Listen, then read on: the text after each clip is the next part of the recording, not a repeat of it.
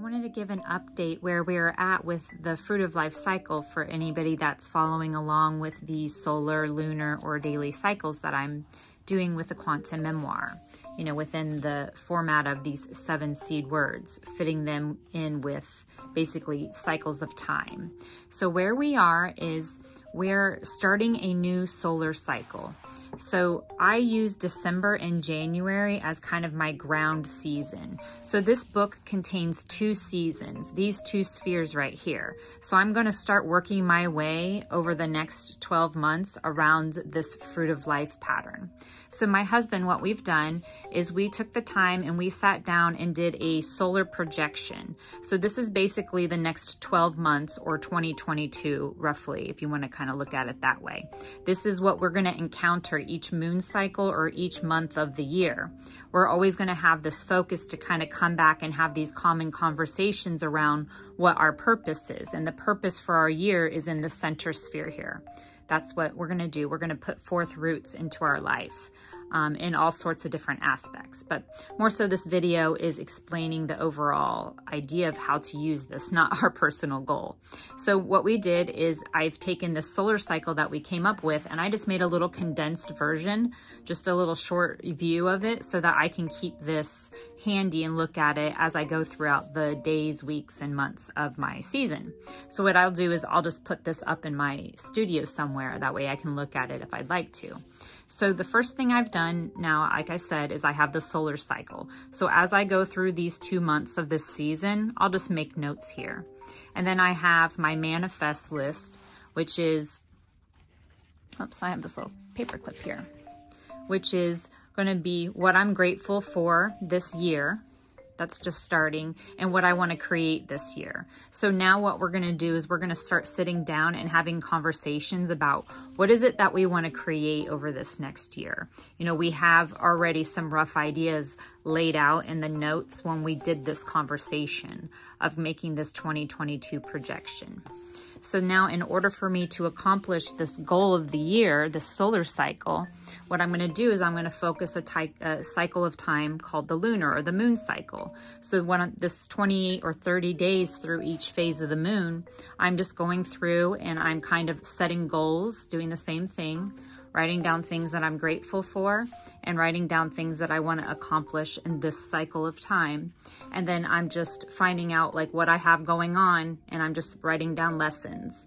You know, I'm kind of just moving through the cycle of time and focusing on what these seed words represent, that I'm grounding myself. Here, you know, during the waxing crescent, I'm making an intention. During the waxing gibbous, I'm observing and evaluating what's going on. So I just use this symbolically to set goals and track through time. So for example, my purpose for this month is to explore the archetype of being a priestess. So what I've done is I've kind of made reflections and goals or affirmations of what this means to me so I can kind of initiate myself into this perspective or role of life. So this is what my purpose is. You know, you would have a different purpose here. And so then you would have different goals and different ideas that you would go out throughout your month. And this idea that I came up with, priestess, related to the magician. And that's because this is my December lunar cycle. And for this projection, we had the magician card. So our goal, my husband and I, was to focus our will with reverence. So I basically came up with my own personal purpose that would help us jointly with our purpose, you see? So he would have something that's different here, but it would still relate to the magician because this is our common goal for the year. So that's how we're, you know, helping hold each other accountable for what it is that we're trying to do individually with our lives, and then also together as a couple with this solar cycle. And of course, you could do this by yourself. You don't have to necessarily do it with somebody else. And then to give another update, so what I've started doing, so this is my, you know, the things I'm grateful for and the things that I'm trying to create in this lunar cycle. So the next thing that I'm doing is I have my daily cycle. So this is for the whole waxing cycle of this lunar one. So this is the first quarter of this lunar cycle or this moon cycle. And so I'm doing a daytime and a nighttime message. So every day I spend a few minutes, sit down and do this, and then at night I do the same thing. So this is one day, day 2, day 3. Well, actually, the purpose is the first day.